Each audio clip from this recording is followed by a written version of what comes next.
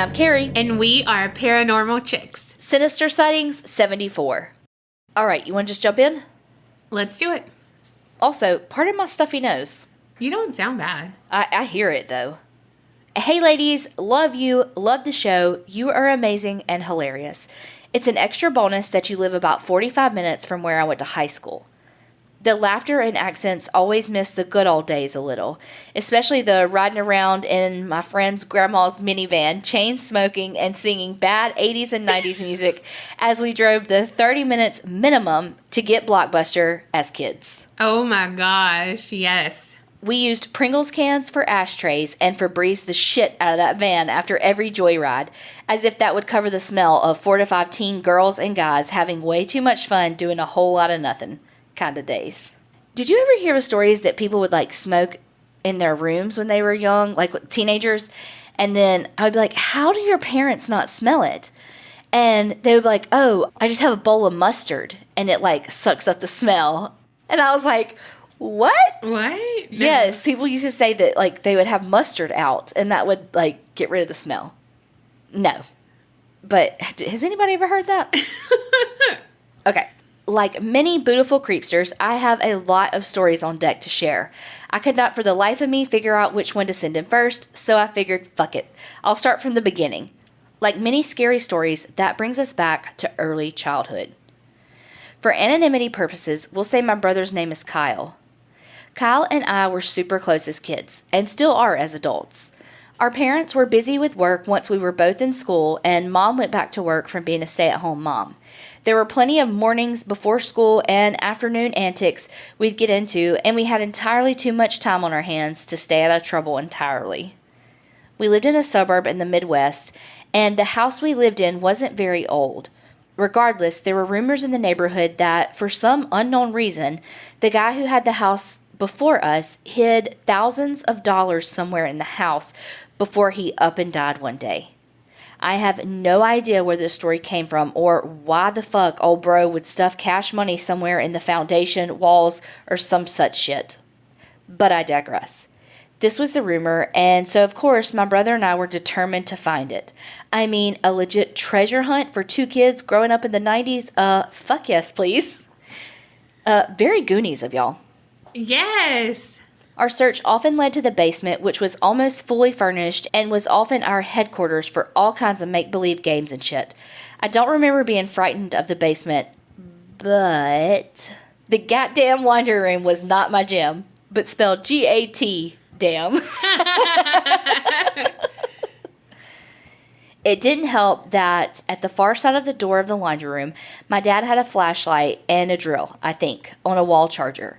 While charging, those bitches had a red light each. And, of course, without the room lights on, it straight up looked like a demon was staring at you from the windowless darkness of the room. My solution? I shut, reaching frantically for the light switch. I would not open my eyes for effing Jesus himself in that room unless the light was on. Nope, no, fucking demons and laundry, y'all. Anyway, back to the story. Our long-pursued treasure hunt kind of lost its glamour as we didn't find shit but spiders and sometimes a mouse in whatever not kid-friendly place we'd find ourselves in. The attic, the unfinished downstairs bathroom, the laundry chute. How the fuck did we not break our necks in there, tumbling down into the demon-infested laundry room? I have no idea.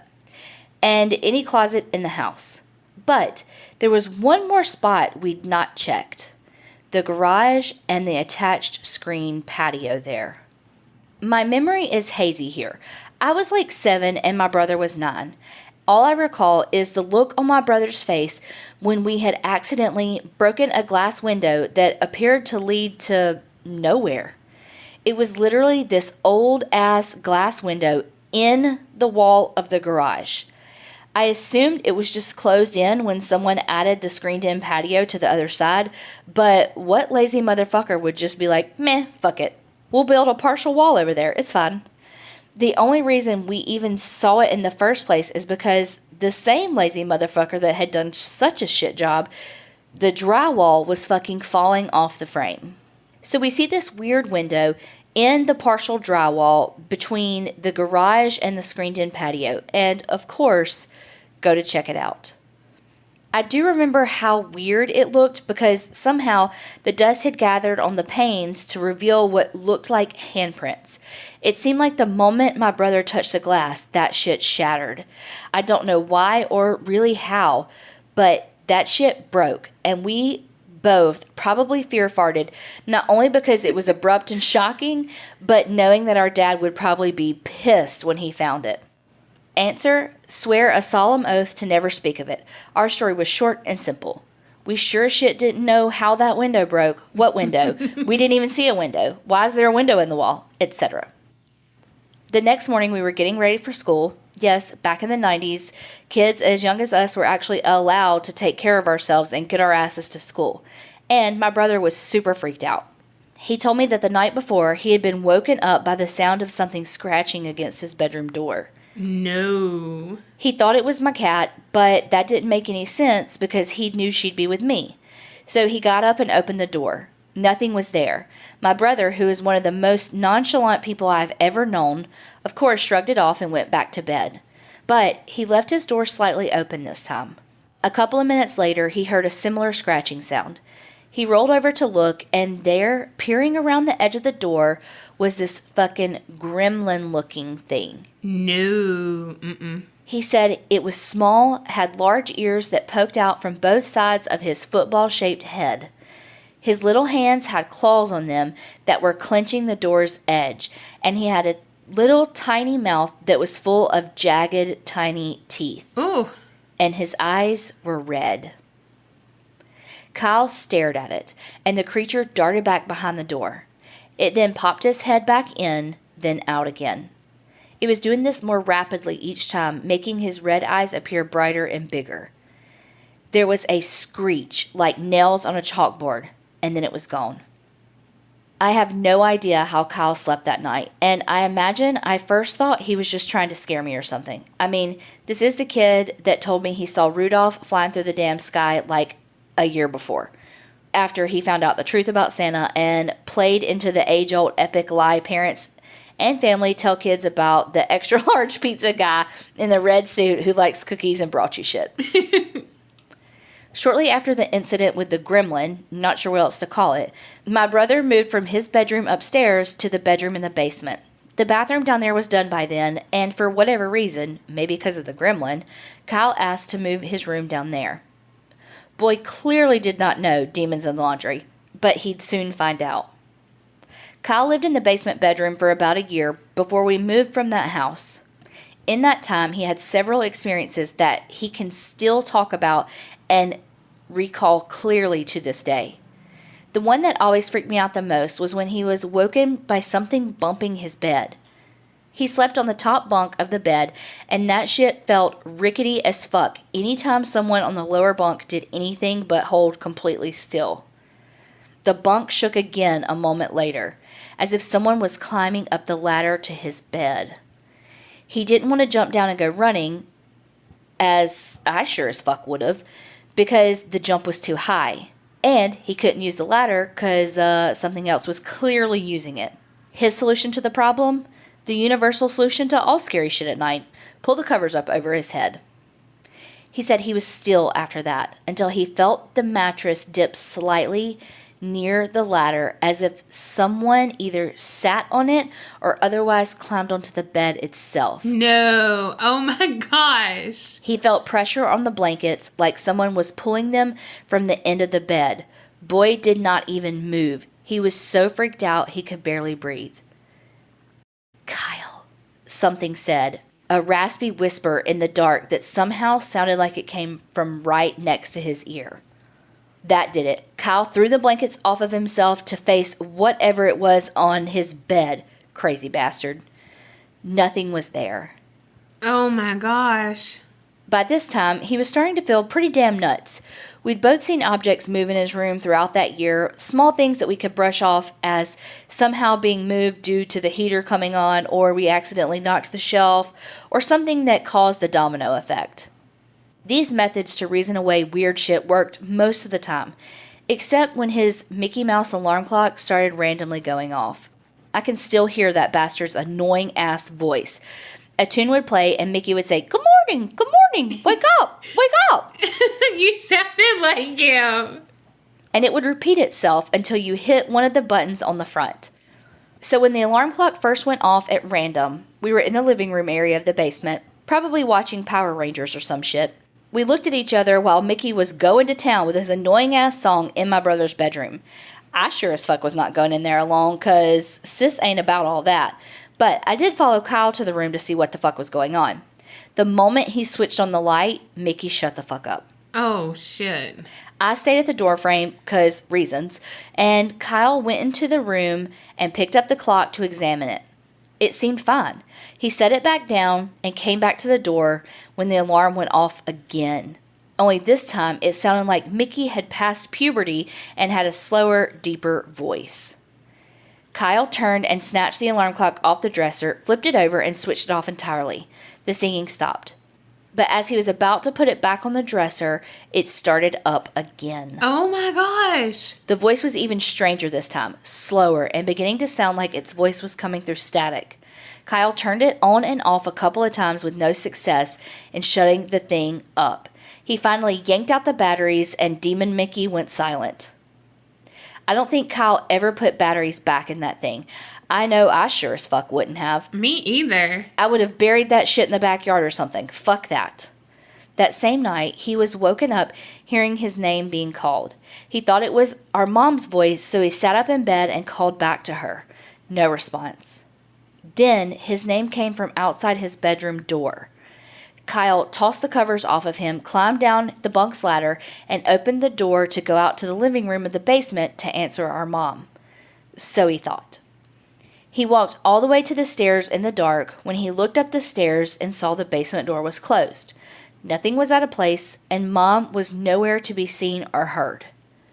Again, he somehow shrugs this shit off and wanders back to his room after a trip to the bathroom. When he came out of the bathroom, though, he found that his bedroom door was closed. He had not closed it, and he had seen it open just a minute before when he took his detour to the bathroom. As he opened the bedroom door, it was significantly colder in the room. But hey, whatever. It's fucking Minnesota in the winter. Everything's cold, right?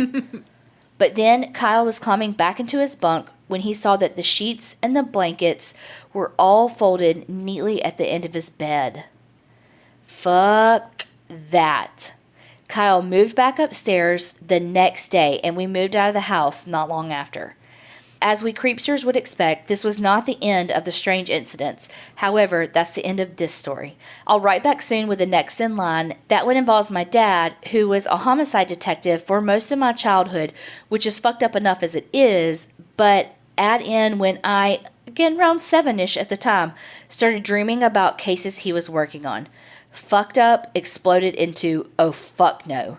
Till next time, keep it creepy, ladies. A. Oh my gosh. I am here for this. Me too. Also, who wants a top bunk when there's a perfectly good bottom bunk? I'm so lazy.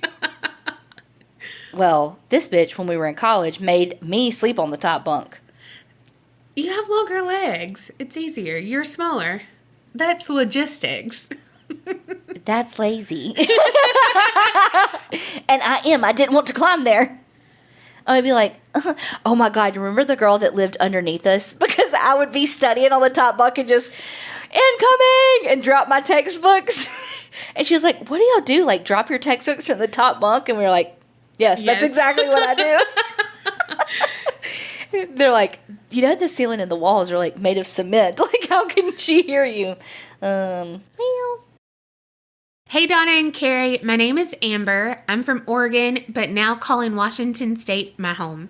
I'm a big-time listener, going on a year here in October, and I couldn't have asked for a better podcast to listen to over this shithole time of a year. My sister Autumn actually got me hooked on you fabulous gals, and she sent her story in and was read back in May, so now it's a family affair once my story here gets told. So to start with, because this might be a little long and I apologize in advance, I have a few stories to tell, but I'll share some of my younger, scarier stories first and see if I get around to the others soon. This one is called Whispers of Demand. Starting from childhood, probably around 7 years old, that I can remember, I suffered from extremely high fevers. So bad, I remember my mom taking me to urgent care all the time because they were too high and wouldn't subside with fever reducers. From here, I'll share a couple of my experiences while I had these fevers.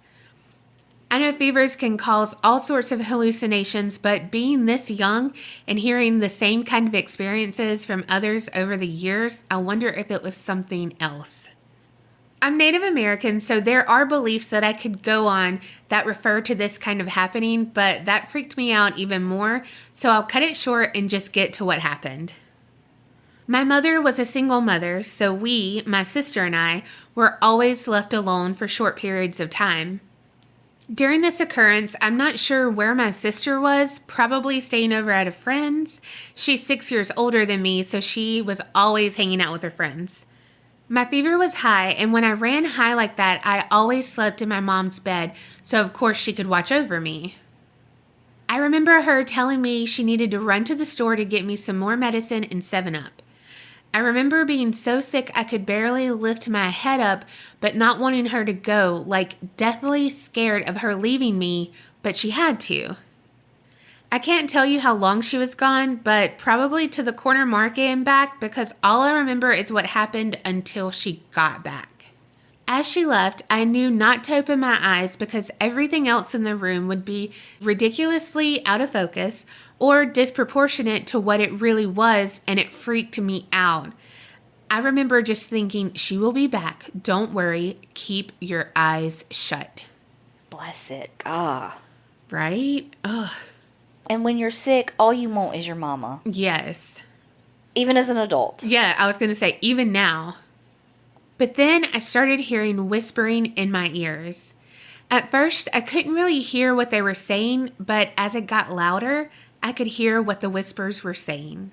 It was almost as if two children were arguing in a whisper, but in that creepy demon Gollum voice. I was hearing two separate whispers say, "She's mine," and the other say, "No, she's mine." That was so good. That really was good. I can't listen to this back. And then the other talked back, "She's mine." I'm freaking out, but nothing in my body can manage to do anything except moan, "No, no." By this time, I'm like, this is it. I'm going to die. I can't even, nor do I want to, open my eyes until my mom is all of a sudden coming into the room and sits me up to drink some 7-Up. I just start crying, saying I don't want them to take me, and she asked who, and I told her what I was hearing. Well, us being native, hippie, spiritual, believing family, my mom starts praying and smudging me and the room, telling whatever was around me that they can't have me and are not welcome and to leave. Whether it worked or not, I don't know, as leading to my next story, I don't remember if it happened before or after this. This one is called The Box. I will just jump to the scary stuff here, as you all got how I get sick and what time and setting is going on. Sick, hella high fever, laying in my mom's bed, younger than 10, I'm guessing. Don't know what time it was, but late, as everyone was in bed and asleep, as was I. All of a sudden, I fully wake up feeling dizzy and out of it. Everything is blurry at first, but as soon as I come together, I feel like I can't breathe and quickly realize I can't move either. Sleep paralysis? ? It is then, as I processed all of this, that I see two black misty shadows on top of me. Yet still hovering, it was weird. But with a box. As if they're holding it together, but the shadows didn't have much shape other than their misty appearance. I felt like they were sitting on top of me and were squishing me so much I couldn't catch my breath. The box, strangely, that they were holding looked like a regular brown cardboard box, but as big as the Apple computers with the color backs back in the early 2000s or whatever. I know exactly. I wanted one so bad. Same. Then she goes on, I'm not good at judging measurements and wasn't taking the time to calculate all what was going on. Same girl. All I could do was look around me with my eyes, and I could see my mom laying on her side next to me, sound asleep. I remember it feeling as if they were holding my arms down as I tried to grab my mom to wake her up. I couldn't. As I'm laying there, fighting for air and to move, they start arguing. Now, their voices sound almost childish, and so is their behavior, like Tweedledee and Tweedledum. One would go, "I want to give it to her." And the other would argue, "No, I want to give it to her." Back and forth, back and forth. They argued like this in both of my ears, as if one was whispering in one and the other in the other. I know this sounds like it was going on forever and I should be dead now by not breathing, but I think it was all over by 30 seconds from me waking up to this happening. As they argued, it was like some pressure let off of me, though, because I was finally able to move my arm and grab my mom awake. She must have felt the fear as she woke up abruptly when I did and asked what was wrong, and as she did, I felt that they were still on top of me, but she couldn't see them. But I still couldn't breathe because all I could mouth out was, "Get them off of me, I can't breathe." Instantly, she sat me up and poof, they were gone, but like vaporized away, not like gone in a flash. I took the biggest breath I could take and started crying as she held me. Once I could talk, I told her what happened, and of course she got up and started burning sage and blessing me. Smudging has always calmed me down tremendously since I was a child, almost like a security blanket. Adding to this, but not relating me, I have told this scary-ass story to many friends, and some of those friends who have seen shadow people have told me twice now that they wake up with a shadow person trying to give them a box, but only had one, not two shadows like me, give it to them. Fuck those boxes, don't take that shit. This was at the time that she wrote this in. This is her little update thing. Okay, just a quick update because I have started this over a week ago. I pick it up and put it down, get caught up with y'all's podcast, etc. But to freaking go along with your coincidental readings, as soon as I got done with the last story, I listened to your latest Sinister Sightings, and there was a story about a girl who had sleep paralysis, but so similar to my story, waking up and barely being able to breathe and then seeing a dark figure on her chest. Did I not just write that shit? Oh my God. Seriously, I find myself to be a bit sensitive to the supernatural world, and it freaks me out, but I also acknowledge it with great respect. It's just with my accounts that I have experienced mostly hasn't been a good, humble one. I even had to take a few weeks break there for a while because some of this shit was starting to give me creepy bad feelings again. So much more to share though. But I will end with these two for now and get what I can off later. P.S. I love you two so much. Though this shit is creepy as shit, y'all make me LOL all the damn time. Since I live further away from my sisters and besties, hearing you two chat it up makes me feel like I've spent some time with them. Thank you for getting my lonely or boring days by with so much more fun. Hope none of this was terribly long and was good. Yes. Amber, that was so freaking good. I want to know what was in the box though. Right? I need to know. I'm too fucking nosy for this. Well, but I don't want to be the one that opens the box. No. I want somebody else to do it and then tell me. Yeah, exactly. Someone make a YouTube about it, you know. Okay, Slenderman. Okay, the next one is titled Trigger Warning. Please reach out. Hi, ladies. I love the podcast, and I can't wait for Mondays and Thursdays to listen. I wanted to write in about my true story with domestic violence. I know right now almost all of America is quarantined due to COVID-19, which means most women and children are stuck at home with abusive partners and parents. I wanted to share this as a message for all you beautiful creepsters to hear so you know you are not alone. Buckle up, this is a long one. A few years back, I was in a terrible domestic violence relationship with a kid I met in high school. I was 24, he was 20. I had my son when I was 18, so he had been around my son quite a bit. Everything was great when we first started dating, and he was so kind. After a few months of dating, he started picking fights with me about working with males, as I was a waitress at the time. He would be so mad about me wearing low-cut shirts and stuff. He started becoming very controlling. I decided to go to Cali for my best friend's wedding, who is a Marine, and that is when things took a turn for the worst. I drove from New York to Cali, and it was crazy. He wanted to be in control of everything we did, even though I paid for the whole trip. When we arrived at the hotel, I was unpacking and he saw my sundress that I bought at Old Navy for the wedding, and he got so mad. He grabbed me by the arm and told me that I would not be wearing that and I needed to find something that didn't make me a slut. I told him no, that I only brought that dress and I didn't have any extra money to buy anything. I decided to wear a sweater over my dress even though it was 101 that day. Well, I realized that he left nasty bruises on my arm. When the reception started, I had began drinking and decided to take my sweater off because I was way too hot. My best friend saw the bruises and was instantly mad. His exact words were, "Does he not realize that there are 50 plus Marines here that will gladly kick the living shit out of him?"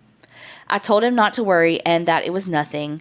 Well, I got very drunk with my best friend and don't remember a lot of his wedding.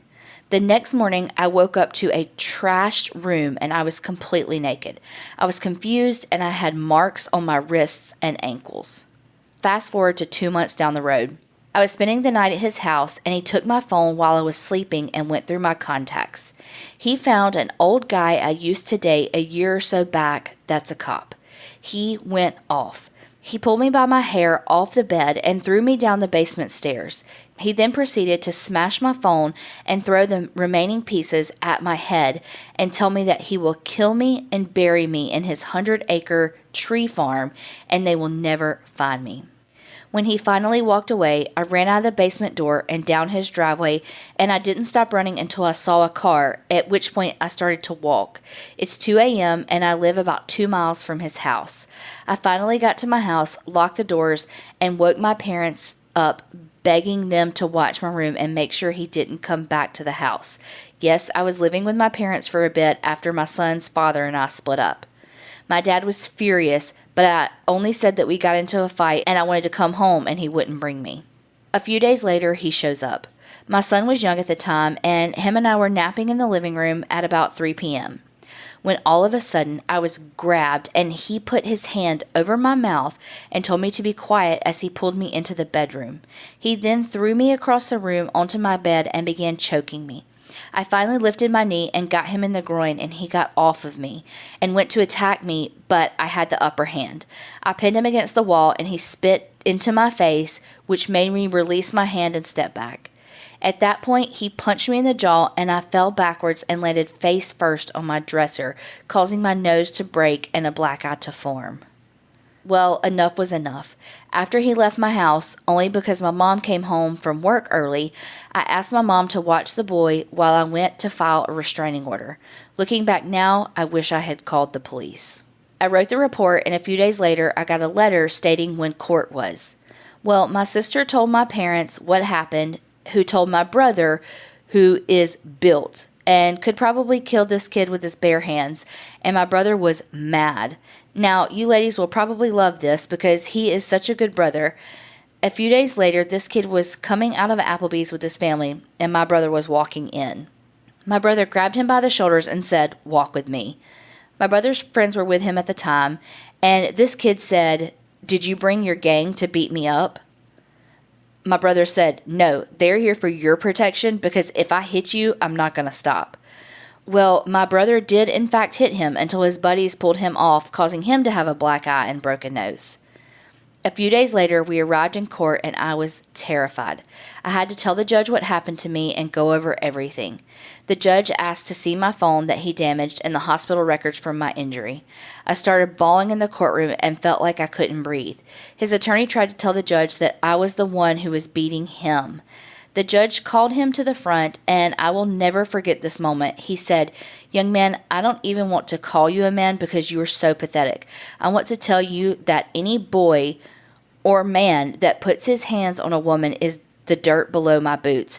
And because of the damage you have done to this lady, both physically and mentally, and because of this, I'm going to sentence you to 90 days in jail and grant this restraining order for the next 10 years. And when you are released from jail, if you even pull onto this girl's road and I find out, I will personally make sure you spend the rest of your days behind bars."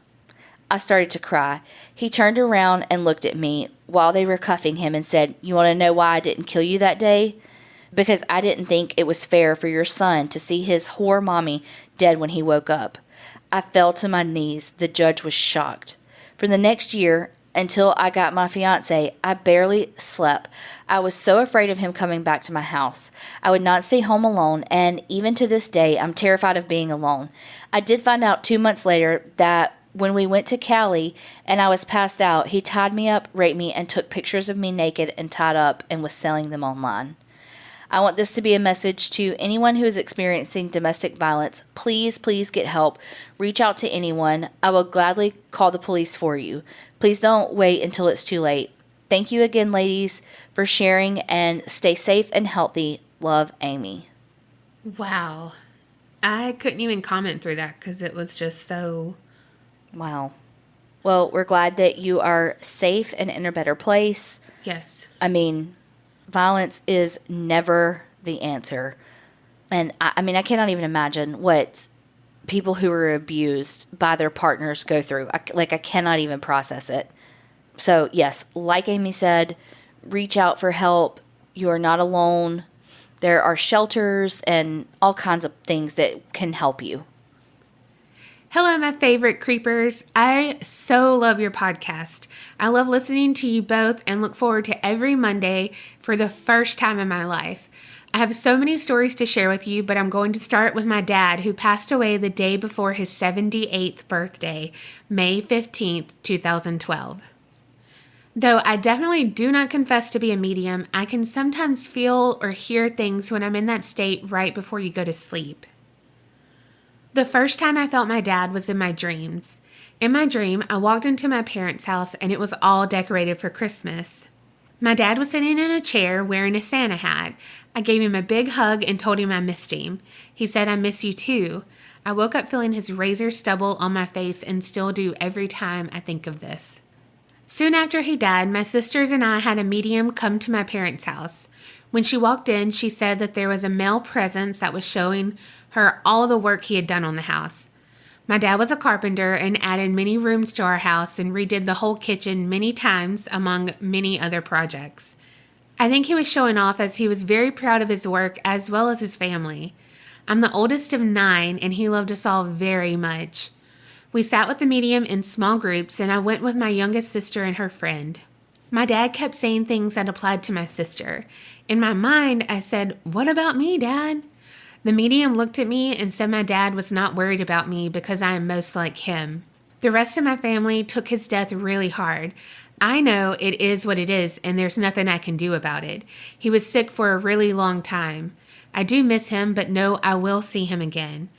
With that being said, one of my brothers and a sister had been out the night before the medium came, and they were talking about how they missed him and how my brother wished he could be one of the sisters as we have a bond like no other, and he doesn't have that with my other brothers. When it was his turn for the reading, my dad told me he's not one of the girls and that he had been playing all the tricks around the house. He still lives in my parents' home with my mom and another brother. One night, my brother was yelling at my mom when the light bulb next to his chair exploded. He was not hurt, but I know it was my dad telling him to knock it off. We have had a few other readings, and every time my dad makes a big presence. My dad was a proud veteran, and at his request was buried at the Veterans National Cemetery in Bourne, Massachusetts, Cape Cod. On the first anniversary of his death, we rented a school bus to go to the cemetery. Many of our friends were close like family, and it was a great way to get there as a group. After we stopped at the cemetery for a little ceremony created by a sister, we stopped for a picnic at one of our favorite spots on the canal. When we were getting back on the bus, I saw a man walking in the distance with a yellow jacket, baseball cap, and those sunglasses you wear over your prescription glasses. I said, "Hi, Dad," to myself. When we were all on the bus, everyone started talking about the man and how they thought it was my dad. I know it was. The last time we had a reading, my dad said he would be around till all his loved ones had joined him, but he hopes that that will take a long time. We've had many other things that happened concerning my father, including the orbs we caught on camera at his funeral at the Cape, but I want to dig out the digital copy of the photo to send to you. So watch out for more information from me. Cindy from Massachusetts. Creep it real and don't get scared. That's crazy that he's come so many times. I feel like it takes a lot of energy for them, right? I don't know. What do I know? But, he's pretty freaking strong. Yeah. I love that he wore prescription, like the Yes. glasses over the prescription glasses. I know that so well. And I love y'all's connection. Definitely. All right. Hi, guys. My name is Emma, and I'm from Cumbria in England. I wanted to share one of my Ouija board stories. I've tried about 7 times with the Ouija board, and we have always made our own boards. Pieces of paper with letters and numbers written on them and placed in a circle with yes, no, and goodbye in the center, and an upside-down glass as the planchette. A few years ago, we decided to try it on Christmas Eve with my family at my pop's grandfather's house. We really wanted to speak to my Nana, who passed away about 8 years before this. We had 6 of us touching the board and some people watching. Of course, the boys decided to creep up the stairs and make zombie noises and scratch the walls to try to scare us. Idiots. At first, the board only wanted to speak to one of my cousin's friends.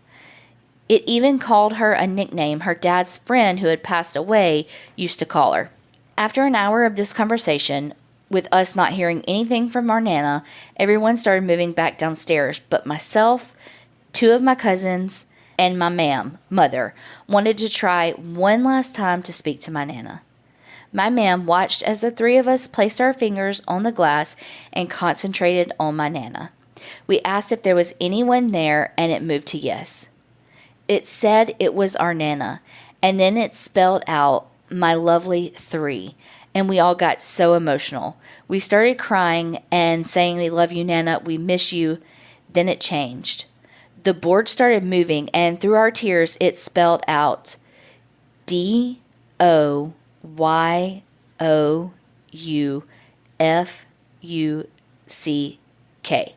With that board, my ma'am stopped the Ouija board by saying goodbye. We all said our goodbyes through shock of what happened and chills up our spine. Why would our Nana, who never swore, be so mean? And we realized it wasn't our Nana. Something evil had come through, and my ma'am, who has had bad experiences with Ouija boards in the past, so she didn't want to let it say another word. Oh my gosh. We got rid of the paper and tried to forget about the whole thing. My pop told us a few days later that my Nana's cup that always hung on a hook in the kitchen somehow fell off the hook, and a photo of my pop and his new partner fell over face down. We couldn't help but think if this had something to do with the board. Luckily, nothing happened after that, and it didn't put me off Ouija boards, but I haven't done it again since. No one will do it with me. Probably for the best. I'm trying to get my ma'am to give me stories from when she did Ouija boards, and my husband's sleep paralysis stories give me chills. Keep up the amazing work. I love your accents, and I listen to you guys every day. I don't know what I'm going to do when I'm called up. Thanks for taking the time to read this, and I hope you and your families are safe. Love from Emma. Oh my gosh. Right? I mean, it was like, what were they going to say? Do you fuck? Like, what were they going to say after that? Do you fucking know who you're talking to? Do you fuck ghosts? Man. Oh, I can't do Ouija boards. Mm-mm. I want to do one. Well, I ain't doing it with you. You own your own, kid. I'm just so nosy, and I believe in them, and I just want to feel what it feels like for the planchette to move. Mm-mm. Nope, sure don't. Because I know me and my brother used to do it, but he used to move it, you know? Because let's just be honest, Kenneth is too freaked about everything that if it actually moved by itself, he wouldn't have been able to sleep for weeks. Mm-mm. I still wouldn't be sleeping. Just kidding. Yes, I would. Yes, you would. All right, this one's called Too Stressed to Be Possessed, ? Hey ladies, currently writing this as I'm listening to the latest Sinister Sightings. Y'all always make me smile, and I look forward to each podcast. I told my sister about this podcast, and she told me I had to tell my story about the time I may have been possessed. Sorry if it's long-winded. I used to have awful insomnia after I graduated high school in 2012. I would not be able to sleep until nearly 6 a.m. most nights. Oh, God. You say, oh, God, at that, and I'm like, 2012? You graduated? We graduated in 2003. Imagine that. One night around 2:45 a.m., I walked outside on my back porch to get some air and look at the stars. I was standing there when I felt like someone or something was watching me just beyond the tree line. I got spooked and went back inside, locking the door behind me and rushing to my bedroom. A few minutes later, I was thirsty and knocked on my sister's door to ask if she wanted anything to drink, got a drink order, and was about to walk down the hall in the dark. My mom was a light sleeper, so I didn't dare turn on the light. As I turned to walk down the hallway, my body froze.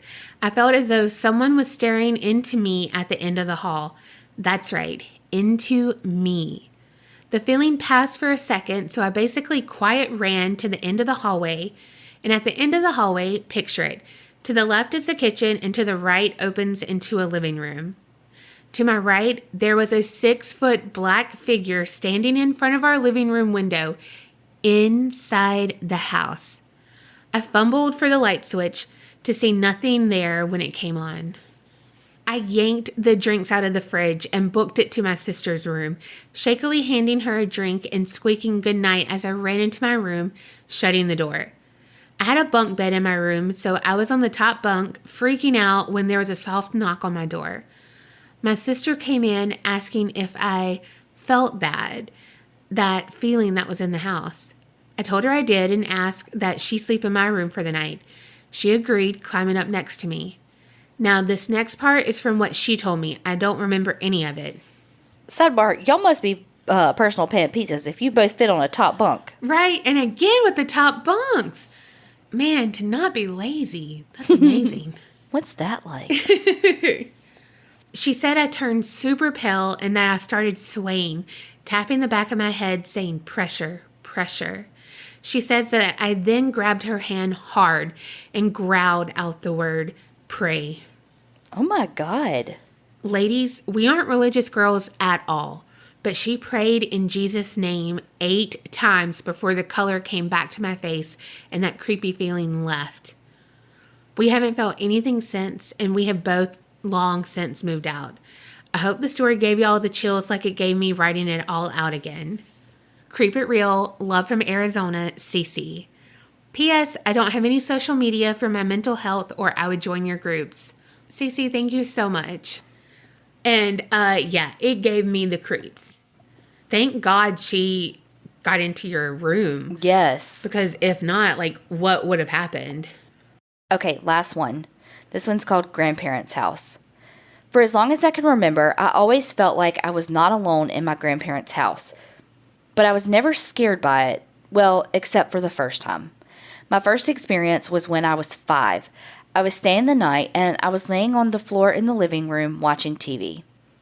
Off the living room was one of the bedrooms that no one slept in. It had been my great-grandparents, and my grandmother was very sentimental and kept things exactly as they had left it.